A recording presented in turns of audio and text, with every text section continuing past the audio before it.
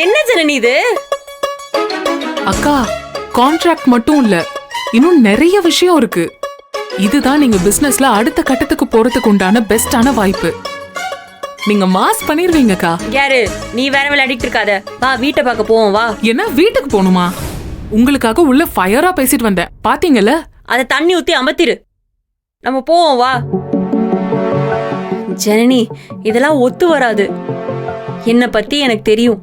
இப்போதைக்கு 4 கடைக்கு சரக்கு போட்டோமா, வியாபாரம் பார்த்தோமா, கல்லா கட்டணுமா, யாரையும் எதிர்பார்க்காம நம்ம தேவைக்கு நம்மள பாத்துக்கிட்டோமா, இப்ப அப்படி பாத்துக்கிட்டாலே இப்ப போதும். அடுத்த கட்டெல்லாம் இப்போதைக்கு வேண்டாம். உள்ளார பாத்தியில எல்லாம் பழம் தின்னு கொட்டை போட்டுதுங்க. அவங்களோட மோதி எப்படி ஜெயிக்கிறது? யாரு, உனக்கு என் மேல கான்பிடன்ஸ் இருக்கலாம், ஆனா இது ஓவர் கான்பிடன்ஸ் ஜனனி. இவ்வளவு வருஷம் பழகியும் உனக்கு என் லெவல் புரியலையா? இதெல்லாம் எனக்கு சரிப்பட்டு வராது. வா ஜனனி போவோம். அக்கா நில்லுங்க. என்னக்கா, என்ன பிரச்சனை உங்களுக்கு? முடியாதுங்கிறதுக்கு இவ்ளோ யோசிச்சு பேசுறீங்கல்ல, அதே தாட்ஸ கொஞ்சம் பாசிட்டிவா மாத்தி உங்களால முடியும்னு ஒரு 5 நிமிஷம் யோசிங்க, எல்லாமே மாறும். என்னெல்லாம் ஒரு பக்கம் இருந்தாலும் பிராக்டிக்கலா ஒரு விஷயம் இருக்குல்ல ஜனனி.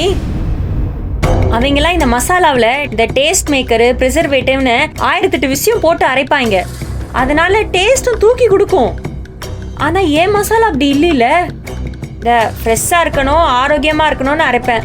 இந்த வீட்டில் எப்படி அரைப்பேன் அந்த மாதிரி தான் அரைச்சி கொடுப்பேன். இது எப்படி ஹோட்டலுக்குலாம் ஒத்து வரும்?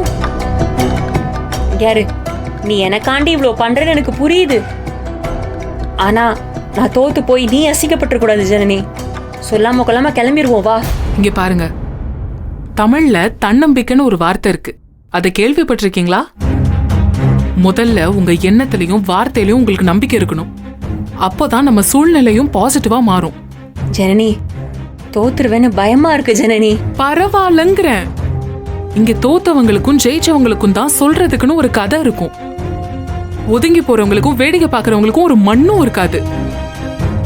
அக்கா, உங்களை சுத்தி இருக்கிற எல்லாத்தையும் மறந்துருங்க. உங்க கனவை மட்டும் மனசுல வச்சு செய்யுங்க. நிச்சயம் உங்களால முடியும். ஒரு கைடிங் லைட் உங்களுக்கு வழிகாட்டும். இங்க பாருங்க, ஒரு 5 நிமிஷம் உங்க மனசை அமைதியாக்குங்க,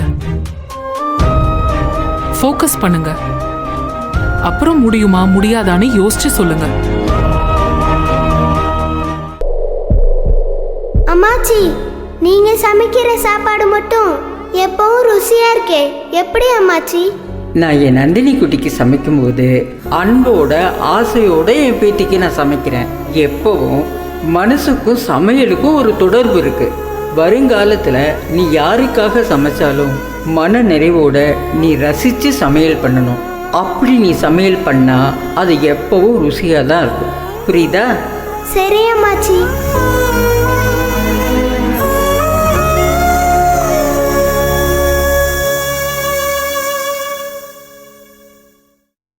சரி, நான் கலந்துக்கிறேன்.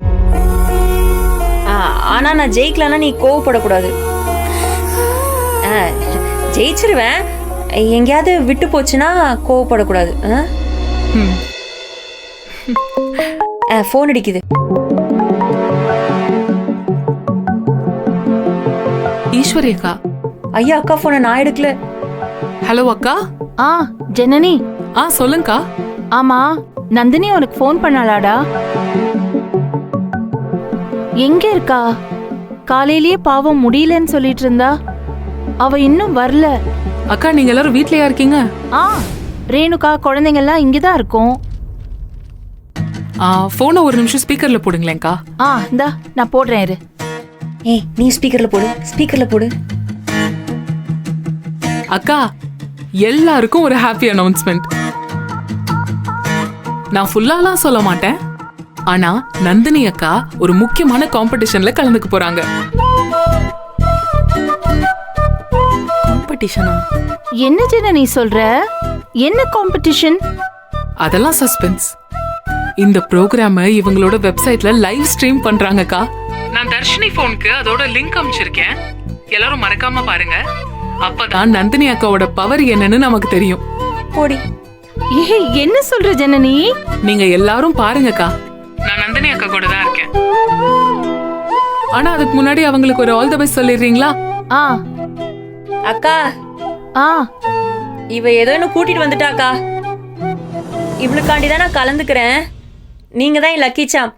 எனக்கு ஒரு ஆல் தி பெஸ்ட் சொல்லுங்கக்கா. ஏய் நந்தினிமா, நீ நிச்சயம் எல்லாத்துலயும் ஜெயிப்ப. உனக்கு எல்லாத்துலயும் நல்லது மட்டும்தான்டா நடக்கும். ஆல் தி பெஸ்ட்ரா செல்லம். தேங்க்ஸ்க்கா. இரு, ரேணுகா கிட்ட தரேன். இரு இந்தா. நந்தினி, ஏய் என்ன ஏதுன்னு எனக்கு தெரியல, ஆனா நீ நிச்சயமா ஜெயிச்சிருவ.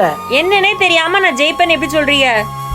என்னதுன்னு என்னதுன்னு தான் விளங்க மாட்டேங்குது. ஆனா உன்னைய பத்தி தான் எனக்கு தெரியுமே. நீ தான் வாயாலேயே கோட்டையை கட்டி ஜெயிச்சு விடுவிய. வேற என்ன கப்பு முக்கியம். நாங்க ஆரத்தியோட வெயிட் பண்ணுவோம். சரிக்கா சரிக்கா, சாமி கிட்ட வேண்டிக்கங்க. அக்கா, டைம் ஆச்சு, நாங்க உள்ள போறோம். நீங்க மறக்காம பாருங்க. சரி சரி சரி, ஓகே, பை. போலாமா? வாங்க.